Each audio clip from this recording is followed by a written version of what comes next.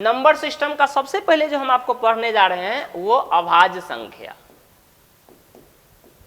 अभाज्य संख्या इसको अंग्रेजी में बोलते हैं प्राइम नंबर। प्राइम नंबर तो हम जानेंगे कि सबसे पहले अभाज्य संख्या होता क्या है। अभाज्य संख्या जो होता है वैसे संख्या जिसका दो ही फैक्टर हो, दो ही गुणनखंड हो। यानी यूं समझे कि वह संख्या जो केवल खुद से कटे और एक से कटे, वह संख्या जो केवल खुद से कटे और एक से कटे वह अभाज्य संख्या कहलाती है। या उसको दूसरे शब्दों में कहेंगे जिसका केवल और केवल दो गुणनखंड हो वह अभाज्य संख्या। जैसे सबसे छोटी अभाज्य संख्या कौन होगा? दो को देखेंगे, दो किस किस से कट रहा है? एक से दो कटेगा और किस से कटेगा? दो से। तो देखेंगे दो एक संख्या है जो सिर्फ स्वयं से या तो कटता है या किससे कट रहा है? एक से। तीसरा कोई नंबर नहीं है जो दो को काट दे। उसी प्रकार तीन लीजिए, तीन को काटने वाला एक है और स्वयं कौन है? तीन है। उसी प्रकार आप लीजिए पांच है, पांच को काटने वाला कौन है? एक है और कौन है? पांच है। तो आप देखेंगे ये सारा के सारा संख्या जो है वो प्राइम नंबर है यानी अभाज्य संख्या है। तो हम क्या सीखे? अभाज्य संख्या वह संख्या कहलाता है जिसका केवल ओनली टू फैक्टर हो, केवल दो गुणनखंड हो, या वो जो केवल खुद से कटे, खुद से इटसेल्फ, और नहीं तो किससे? एक से, वह अभाज्य संख्या हुआ। तो अभाज्य संख्या देखेंगे, अभाज्य संख्या के प्रॉपर्टी जो होता है वो हम देखेंगे कि सबसे छोटी अभाज्य संख्या एक में क्या होगा कि सबसे छोटी अभाज्य संख्या दो होती है। कौन होती है? दो होती है। सबसे छोटी अभाज्य संख्या कौन हो गया? दो। अगर आपसे पूछेगा सम अभाज्य संख्या कौन है? सम अभाज्य संख्या कौन है? तो आपका आंसर होगा दो। दो एक ऐसी अभाज्य संख्या है जो सबसे छोटी होने के साथ साथ यह सम वाला भी गुण रखता है। चूंकि यह दो से कट रहा है इसलिए सम। तो दो सम अभाज्य संख्या, दो अभाज्य भी है और दो सम अभाज्य भी, जिसको इवन प्राइम नंबर। तीन में देखेंगे, तीन में आपसे पूछा जाएगा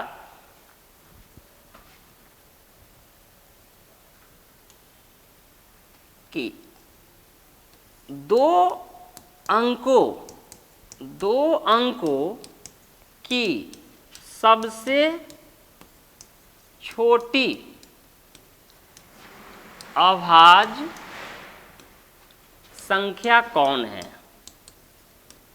संख्या कौन है? दो अंकों की सबसे छोटी अभाज्य संख्या कौन है? तो आपका आंसर होगा 11। दो अंकों की सबसे छोटी अभाज्य संख्या कौन होगा? 11। देखिए दो अंकों की शुरुआत 10 से होता है, तो 10 के जस्ट बाद 11 ऐसी संख्या है जो अभाज्य है, जो एक से कटता है, नहीं तो 11 से कटता है। तो दो अंकों की सबसे छोटी अभाज्य संख्या कौन हो गया? ये। अब पूछेगा एक अंकों की कुल कितने अभाज्य संख्या होती है? तो ध्यान दे,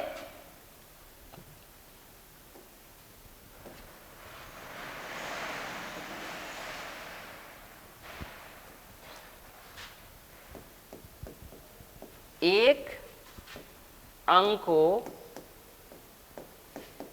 की कुल अभाज्य संख्या कितनी है? तो एक अंकों की अभाज्य संख्या कितनी है? तो एक अंकों की अभाज्य संख्या 4 होता है। कितना होता है? 4। वो कौन कौन होता है? तो आपका आंसर हो जाएगा 4। अब प्रश्न उठता है वो कौन कौन?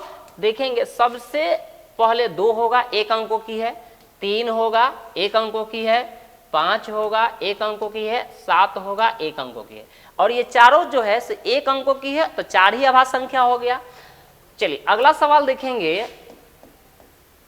5 में कहेगा कि वह युग्म ज्ञात करे, वह युग्म बताए जो लगातार 3 अभाज्य संख्या का हो और जिसमें समान अंतर हो। तो वह कौन सा युग्म है? तो केवल एक ही ऐसा युग्म है, एक ही ऐसा अभाज्य संख्या का युग्म है जो 3 लगातार संख्या आते हैं जिसमें गैप क्या है? सेम हो। तो जैसे कौन है? 3, 5, साथ जो है यह लगातार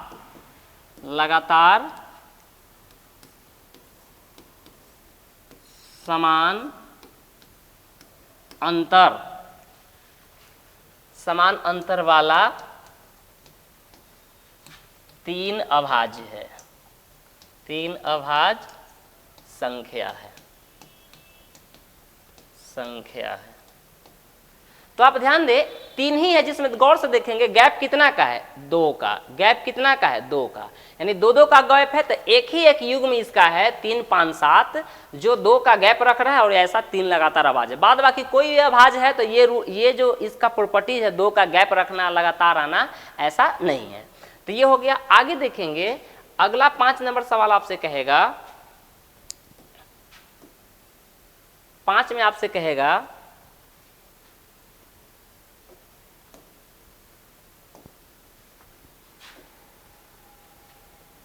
5 में कि 2 अंकों की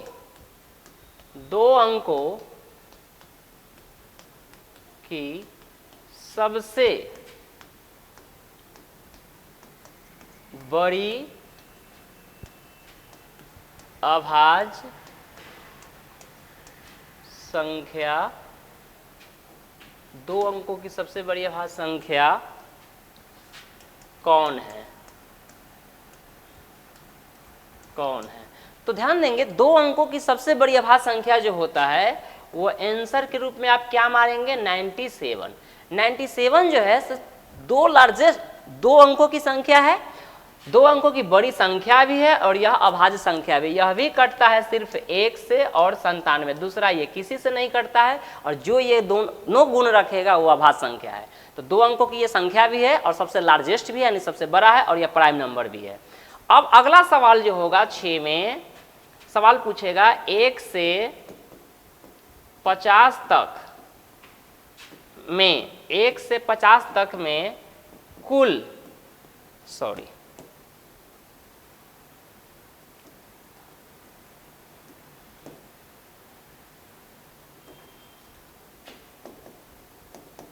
1 से 50 तक के संख्या में कुल कितने अभाज्य संख्या होती है। तो 1 से 50 में, 1 से 50 तक में टोटल 15 अभाज्य संख्या होती है। कितनी अभाज्य संख्या होती है? 15। तो देखेंगे, हम लिख भी देते हैं 2, 3, 5, 7, 11, 13, 17, 19, 23, 29, 31, 37, 41, 43, 47। अब हम काउंट करके देखेंगे कि 15 आ रहा है या नहीं। 1, 2, 3, 4, 5, 6, 7, 8, 9, 10, 11, 12, 13, 14, 1, 15, यानी टोटल कितना हो गया? कुल अभाज्य कितना आ गया आंसर? 15। तो हमें ऐसे एग्जाम में लिख के नहीं बताना है, हमें याद होना चाहिए कि 1 से लेकर 50 तक में कुल कितनी अभाज्य संख्या होती है, कुल कितनी अभाज्य संख्या होती है। तो हम क्या कहेंगे? 15। क्या कहेंगे? 15। कुल कितनी अभाज्य होती है? 15। फिर देखेंगे 50 से 100 तक में कुल कितनी अभाज्य संख्या होती है। तो ये 10 होता है। आंसर के रूप में हम क्या लिखेंगे? 10। कितना होती है? 10। 50 से लेकर के 100 तक में कुल अभाज्य संख्या कितनी होती है? 10 होती है। तो अब ध्यान दें, 10 होती है। कौन कौन होती है इस पर हम चर्चा कर लेते हैं। हालांकि थोड़ा समय लग जाएगा इस पर चर्चा करने में, लेकिन फिर भी कर लेते हैं। पहला हो जाएगा आपका 53, 59, 61, 67, 71, 73, 79, 83, 89 और 97। अब देखेंगे काउंट करके 10 आता है कि नहीं। 1 2 3 4 5 6 7 8 9 1 10। तो आप ध्यान दें, सबसे 2 अंकों की सबसे बड़ी अभाज्य संख्या कौन आया? 97, जो हम लोग इससे पहले पढ़ चुके हैं। तो ध्यान दें 10 पुर गया ये भी, इसका भी आंसर कितना हो गया? 10। अब सवाल आता है कि ये था आपका 8वां पॉइंट। 9वां पॉइंट देखेंगे, सारे हम अभाज्य संख्या के ऊपर प्रॉपर्टीज पढ़ रहे हैं और इससे एग्जाम में बहुत बार सवाल पूछा जा चुका है और आगे भी पूछते ही रहेगा, इसलिए इसे इग्नोर ना करें। जो भी इंपॉर्टेंट सवाल है, एक्स्ट्रा कुछ भी आपको पढ़ाया नहीं जाएगा और न जा रहा है, एकदम टू द पॉइंट चीज पढ़ाया जा रहा है जो एग्जाम में पूछा है और पूछने की पूरी संभावना पूछेगा। तो देखेंगे 9 में आपसे सवाल करेगा कि 1 से 100 तक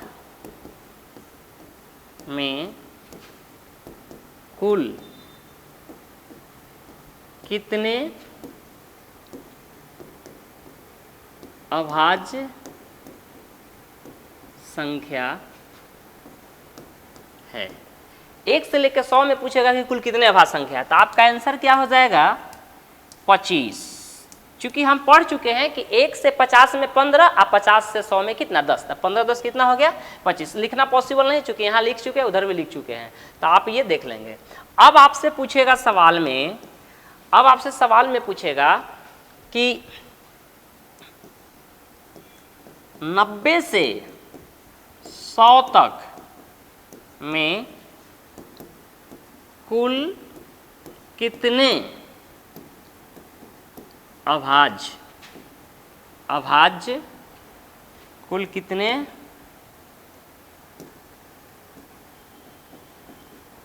अभाज्य संख्या है। तो आप ध्यान दें कि 90 से 100 में, हाँ 90 से 100 तक के कुल कितनी अभाज्य संख्या, मतलब 90 से लेकर 100 तक में। तो आप ध्यान देंगे यहाँ से 90 से 100 तक में तो मात्र एक ही आ रहा है, वो कितना? 97। तो आपका आंसर हो गया कितना? 1। आंसर कितना हो गया? 1। कुछ भी पूछा जा सकता है, याद रहे, इसलिए आपको इसको एक बार देख लेना है। कई बार पूछ चुका है कि 80 से 90 के बीच, 80 से 90 के बीच तो कितना अभाज्य संख्या है? 2। कई बार पूछ देगा 80 से 100 के बीच तो कितना हो जाएगा? 3। तो इसको आप लोग थोड़ा विशेष ध्यान दें, हम इसकी बहुत गहराई में आपको बता दिए हैं, शायद इतना गहराई कहीं आप नहीं पढ़े होंगे मेरे समझ से, इसलिए हम सारे चीज़ों को, कभी ये भी पूछा जा सकता है कि 60 से 70 में कितना, तो 3। अगर आपसे पूछा जा सकता है 60 से 80 में कितना, तो आप देख लीजिए 5। तो ये कहीं से भी सवाल आपसे पूछा जाएगा, और ये पूछा है रेलवे के 2019 में, आप देखेंगे एनटीपीसी में बहुत सारा सवाल इससे किया गया है। तो चलिए हम आगे देखते हैं, ये हमारा सवाल हो गया आपका। फिर अब हम नेक्स्ट देखेंगे।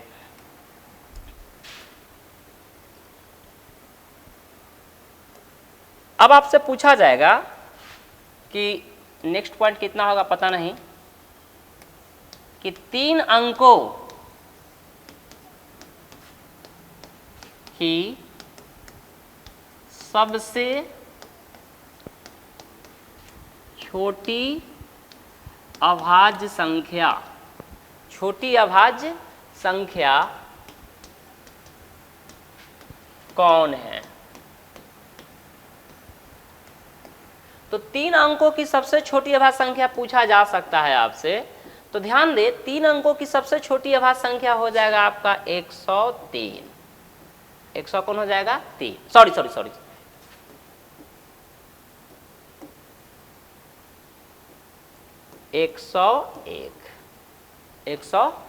ये है 3 अंकों की सबसे छोटी अभाज्य संख्या, जो किसी से ये नहीं कटेगा, ये सिर्फ कटेगा किससे?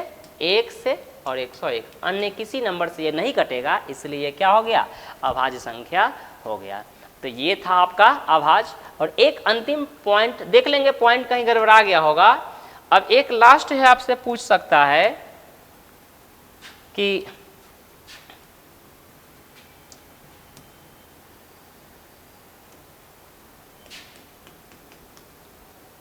एक से 200 तक में कुल कितनी अभाज्य संख्या होती है। तो आपका आंसर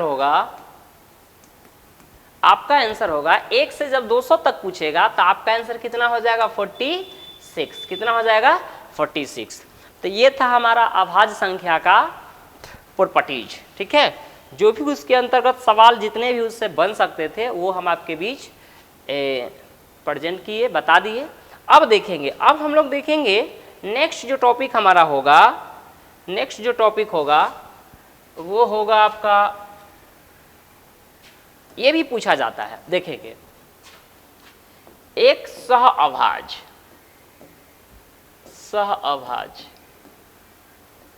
इसको हम बोलते हैं अंग्रेजी में को प्राइम नंबर, को प्राइम नंबर, इसको हम बोलते हैं सह अभाज्य। क्या बोलते हैं? सह अभाज्य को प्राइम नंबर। ठीक है, तो इसका क्या डिफिनेशन होता है, तो पहले हम डिफिनेशन जानेंगे। वैसे बहुत इंपॉर्टेंट है, इसका इस्तेमाल आपका एलसीएम में बहुत होगा, एलसीएम में भी बहुत होगा और रेलवे में खास करके बहुत ज्यादा पूछा जाता है, और हो सकता है बीपीएससी वाला टीचर में भी पूछ दे।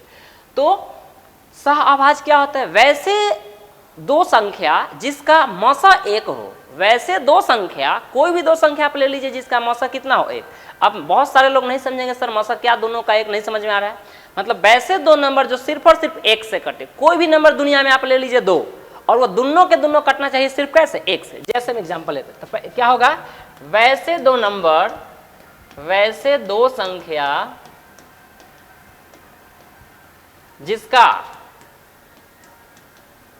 जिसका मौसा यानी महत्तम समापवर्तक मौसा कितना हो, HCF कितना हो, एक हो, मौसा कितना हो, एक हो, वह कहलाता है क्या? सह अभाज्य। वह सह अभाज्य संख्या कहलाता है, सह अभाज्य संख्या कहलाता है। एग्जाम्पल से आपका कंसेप्ट क्लियर होगा। तो आइए एग्जाम्पल को हम देखते हैं। एग्जाम्पल हम लेंगे, सपोज कीजिए जैसे हम 4 ले लिए और 7 ले लिए। अब आप ध्यान देंगे गौर से कि ये दोनों नंबर जो है दुनिया में ऐसा कौन संख्या है, कौन सा नंबर ले ले जिससे ये दोनों कट जाता। हमको तो दिख रहा है ओनली वन, केवल कौन? एक। 1 से 4 भी कट रहा है और 1 से 7। बहुत सारे बच्चे के मन में कंफ्यूजन होगा कि सर 4 तो 2 से भी कटता है, लेकिन हम क्या बोले हैं कि ये दोनों ही कटना चाहिए। किससे? जिस नंबर से ये दोनों कटेगा वही होता है सह अभाज्य। और देखेंगे, और 5 ले लीजिए, 13 ले लीजिए, तो ये दोनों के दोनों सिर्फ और सिर्फ किससे कटेगा? 1 से। 1 से 5 भी कट जाएगा और 1 से 13 भी कट जाएगा। और देखेंगे कुछ भी ले सकते हैं, 1 12 ले लिए तो 1 आप ले लीजिए, क्या लेंगे? 1 ले लीजिए 17 ले लीजिए, कुछ भी आप ले सकते हैं। आप 1 ले लेते हैं 9 तो 1 ले लीजिए 8, कोई प्रॉब्लम नहीं है। तो आप देखेंगे ये दोनों किससे कटेगा? तो सिर्फ 1 से ही तो कटेगा। 1 12 को भी काटेगा, 1 17, मतलब ये दोनों का मौसा 1 हो गया। ये 9 और 8 का मौसा कितना हो गया? 1। तो देखेंगे ये दोनों को काटने वाला बड़ा से बड़ा नंबर कौन है? तो सिर्फ और सिर्फ कौन है? 1। यानी एक ही संख्या है, ये है, 1 से ही दोनों कटेगा। तो ये सारा के सारा एग्जाम्पल किसका हो गया? आपका सह अभाज्य का। ये आपस में सहअभाज्य है। 12 17 सहअभाज्य, 4 7 सहअभाज्य, 5 13 सहअभाज्य, 9 8 क्या हो गया? सहअभाज्य हो गया। ठीक है, तो ये था हमारा सह अभाज्य का कंसेप्ट। अब हम देखेंगे आपका जुड़वा अभाज्य, जुड़वा अभाज्य संख्या। ठीक है, जुड़वा अभाज्य संख्या, इसको हम बोलते हैं ट्विन नंबर। इसको क्या बोलते हैं? Twin number. इसका डिफरेंशियल हम समझेंगे। वैसे दो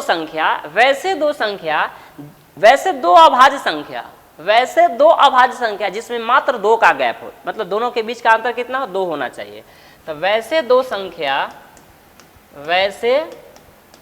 संख्या जिसमें 2 का अंतर हो, या आप इसको गैप बोल सकते हैं, गैप हो, वह क्या कहलाता है? जुड़वा अभाज्य। जैसे एग्जाम्पल से क्लियर होगा, 3 और 5 जो है वह दोनों के दोनों अभाज्य भी है और गैप कितना का है, डिफरेंस कितना का है, तो 2 का है। 5 और 7 भी इसी कंडीशन को फॉलो कर रहा है, 11 और 13 भी इसी कंडीशन को फॉलो कर रहा है। ठीक है, तो ये हो गया आपका क्या, जुड़वा सह अभाज्य, जुड़वा सह अभाज्य। ठीक है, ये हो गया 17 और ये हो गया 19। तो ये था आपका जुड़वा सह अभाज्य का कंसेप्ट। अब हम देखेंगे